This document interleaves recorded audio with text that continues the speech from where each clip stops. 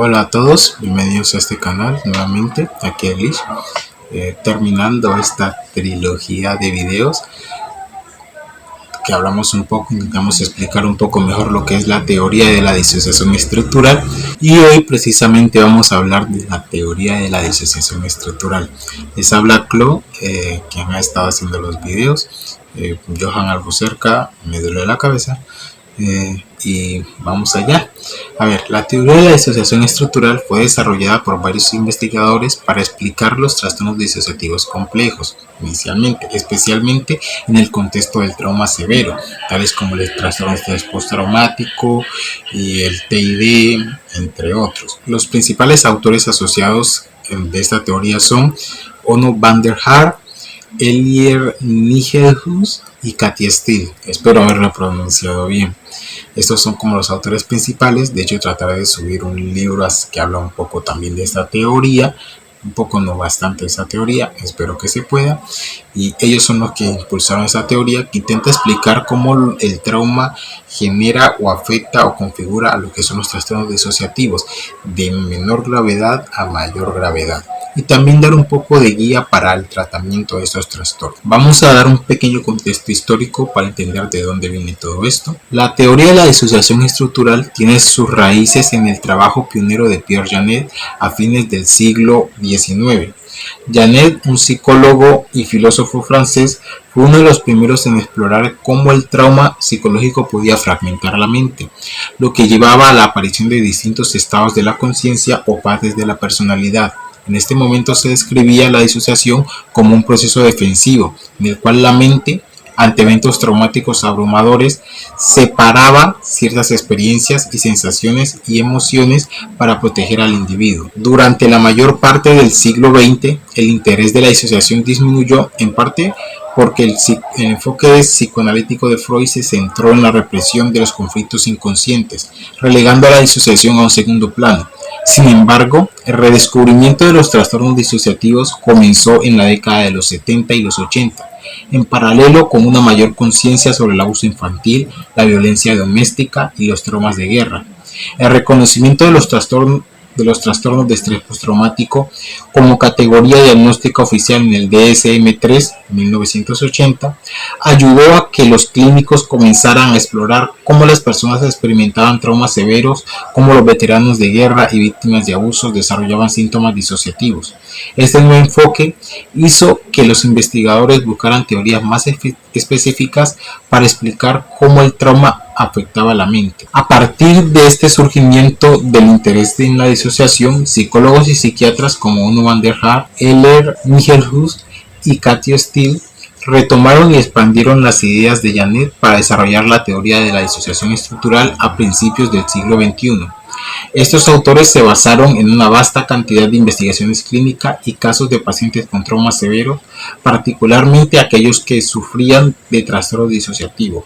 A lo largo de los años 90 y principios de los 2000, las investigaciones sobre los efectos del trauma temprano, como el abuso infantil, la negligencia severa, revelaron que las personas que habían vivido traumas complejos presentaban una fragmentación más profunda de la personalidad. Esta fragmentación fue vista como una estrategia de supervivencia donde diferentes partes de la psique asumían funciones específicas, como la de manejar el día a día o encapsular el trauma para proteger al resto de la personalidad. Bueno, este es un pequeño contexto histórico. Hay mucho que hablar acerca de esto, de cómo se inició el estudio de la disociación con Pierre Janet, cómo se veía, porque para muchos antes estos trastornos disociativos, estos trastornos relacionados con el trauma eran vistos como una debilidad de la persona, personas débiles de mente, como se hablaba antes de la histeria, cómo se pensaba que esto se daba solo en mujeres, cómo las dos guerras mundiales sobre todo,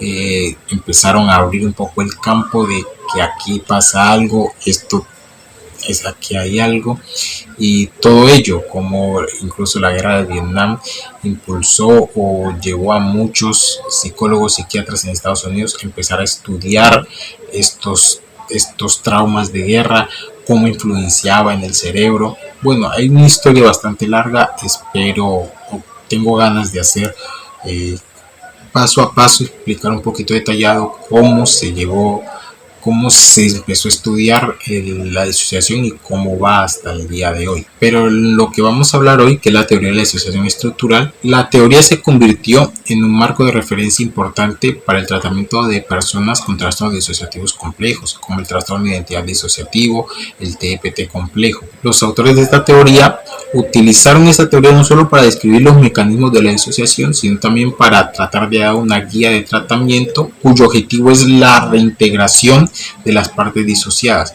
Bueno, este tema en la actualidad se discute un poco porque muchas personas, muchos pacientes de TID, que no optan por la reintegración, sino por una multiplicidad lo más sana posible, o sea, seguimos separados, pero arreglando nuestras diferencias, resolviendo mucha parte del trauma y colaborando entre nosotros. Los puntos importantes son la parte central de lo que es la teoría de la disociación estructural, es los grados de disociación. Estos autores colocaron que la disociación se daba en 3 grados: disociación primaria, secundaria y terciaria, siendo la primaria la disociación más leve y la terciaria la más grave.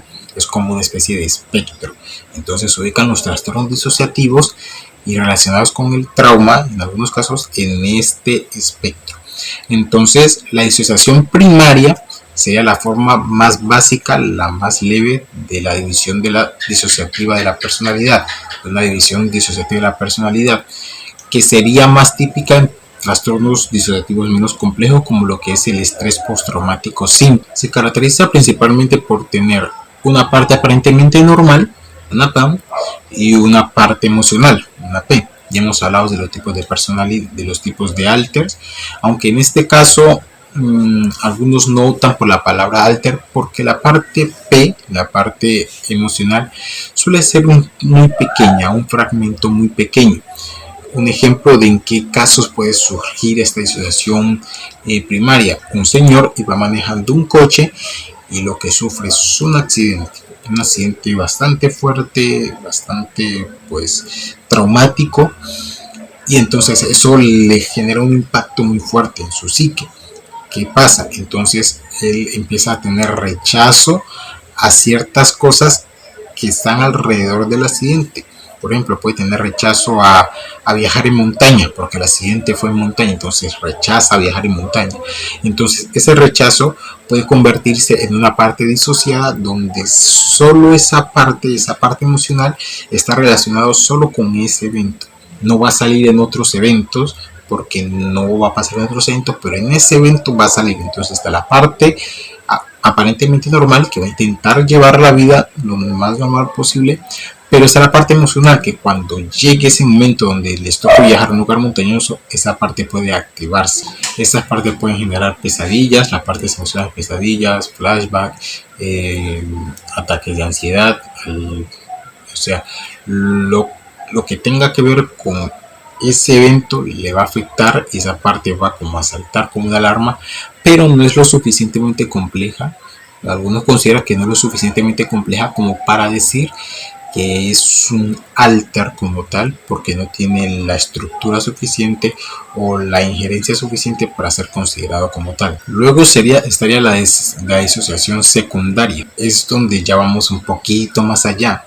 Esta disociación, la característica principal es que sigue habiendo una parte aparentemente normal, una PAM, que se encarga de la vida cotidiana, pero luego están las que hay múltiples partes P o parte emocional, que son las que tienen la información o retienen cierta información acerca del trauma. Aquí vemos lo que dice el trauma, el estrés postraumático complejo, y algunos colocan el trastorno límite de la personalidad derivado de trauma. También lo colocan en este caso. Algunos, no he visto que todos lo usen, pero en este hay una parte PAM y múltiples partes P.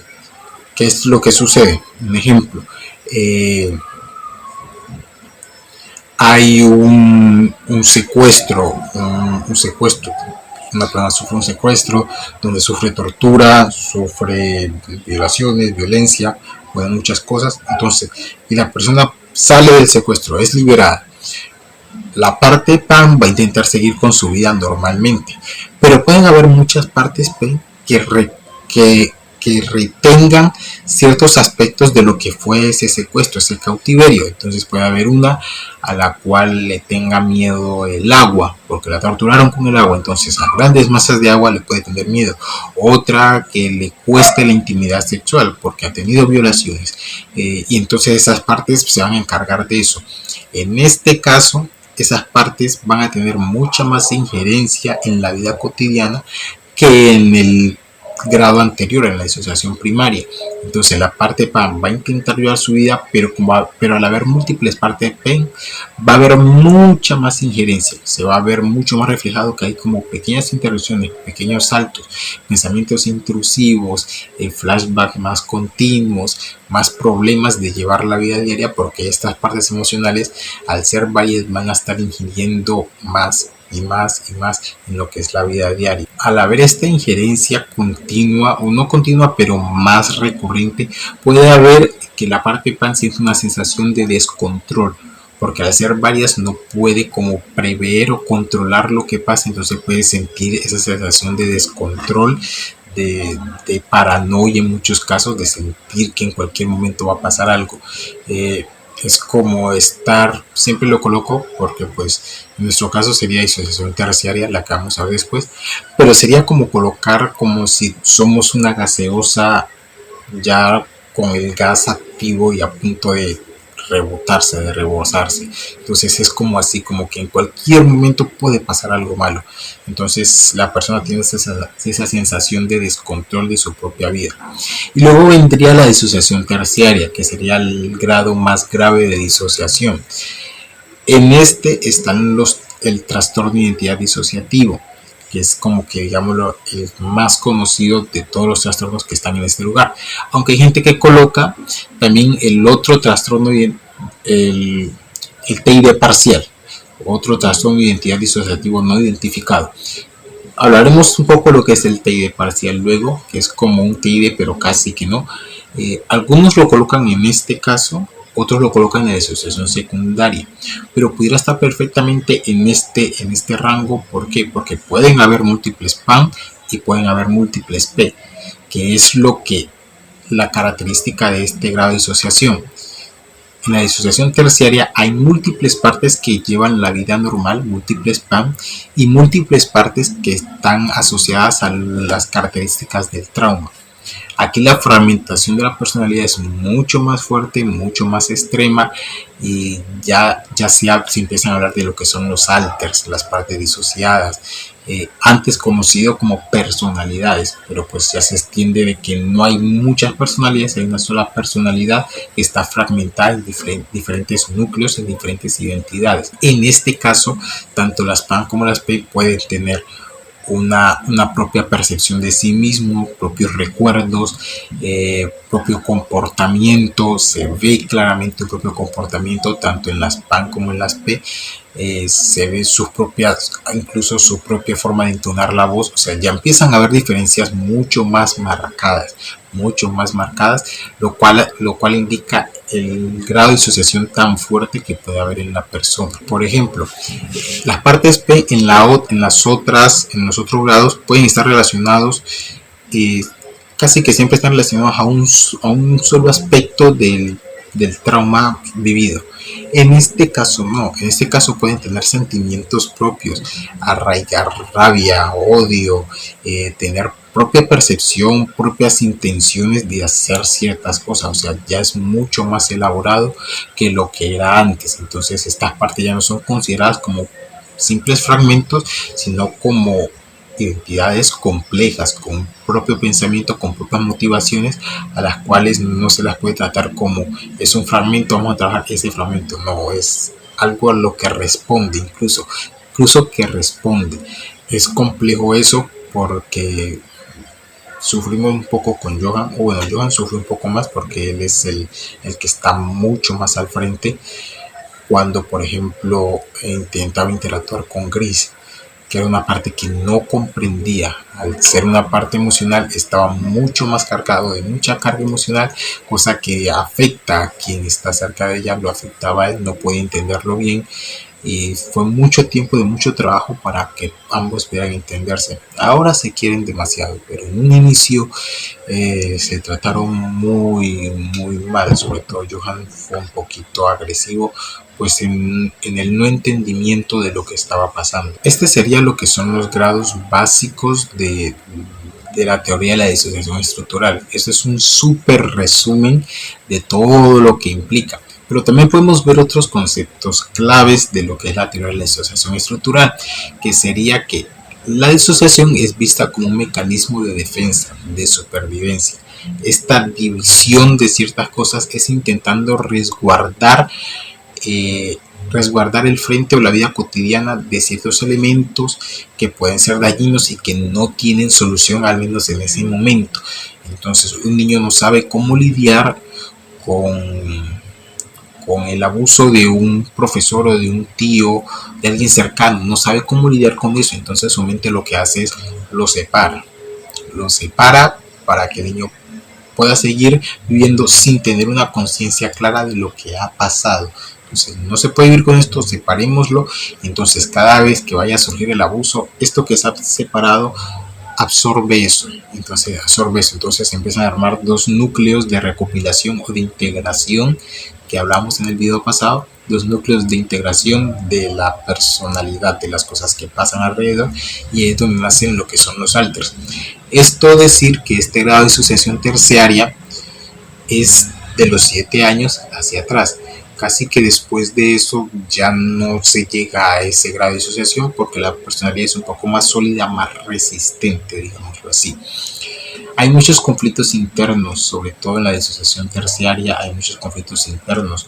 Hemos hablado de los roles de las identidades, lo que son persecutores, que pueden ser un poco agresivos con el propio sistema, protectores, que pueden intentar limitar la actitud de ciertos persecutores, pueden haber identidades con tendencias suicidas, otros que no quieren hacerlo. O sea, se empiezan a armar muchos conflictos dentro del propio sistema, unos intentando expresarse de ciertas maneras, otros de otros. Un ejemplo claro son los cristianos. Lo hemos sido, pues, hemos vivido siempre una familia cristiana y decidimos a muy temprana edad seguir nosotros pues, siendo cristianos. Pero sucede algo, que Scarlett es una persecutora, no agresiva en el sentido físico o violento, sino ella busca cómo golpearte de una manera más mental, más psicológica. Entonces Scarlett tomó todas las cosas en las que nosotros creíamos o en ese momento veíamos como malas. De hecho, su nombre viene de un pasaje bíblico donde dice que el diablo se presenta como un dragón escarlata. De ahí viene Scarlett. Su cabello es rojo, hace como una metamorfosis o no sé qué es lo que sabe hacer, a formas un poquito más demoníacas, intentando precisamente fastidiarnos como ustedes son esto, yo los odio a ustedes, voy a hacer todo lo contrario a lo que son ustedes. Entonces básicamente es eso. Estas son las maneras en las que se presentan los conflictos. Pueden presentarse en insultos, en partes que intentan bloquear a otras, no dejarles expresar, bueno, muchas cosas. Y estarían lo que también son los desencadenantes o flashbacks. Cualquier cosas relacionadas con el trauma pueden detonar a la persona, incluso si el alter que está al frente, el host o la PAN, no sabe que tiene ese miedo, pero en su cuerpo se va a notar cierto recelo a ciertas cosas, a la voz de una persona. O sea, cosas tan simples como la voz de una persona puede terminar siendo un detonante. Entonces esto lleva a reacciones intensas, a momentos muy desagradables o en algunos casos también a momentos agradables, porque también los detonantes pueden ser agradables. El olor de un perfume puede activar una parte del niño, sentir que está oliendo el perfume de alguien que lo cuida, o el olor a comida, a galletas, como sucede con Ro en muchas ocasiones, también puede ayudarle a eso. Y el proceso terapéutico apunta precisamente en esto de la teoría de la disociación estructural, apunta a reducir esa fragmentación. La idea es reducir la fragmentación y pienso que de todo terapeuta debería hacerlo. Reducir la fragmentación, reducir la disociación, bajar las paredes amnésicas, hacer que todo el conjunto de identidades estén lo más cerca posible, que tengan una interacción lo más sana posible y que no haya esas paredes amnésicas. Sería como el objetivo de esta teoría de disociación estructural que acabo de explicar y espero haberme hecho entender. Entonces, si les gustó, si quieren que explique otras cosas, otros aspectos, pues pueden comentarlo, denle like, compartan, suscríbanse y creo que eso sería todo. Creo que por fin puedo descansar. Iba a grabar más, pero ya no doy más. Somos Glitch, yo soy Clo y que tengan el día que quieran tener. Adiós.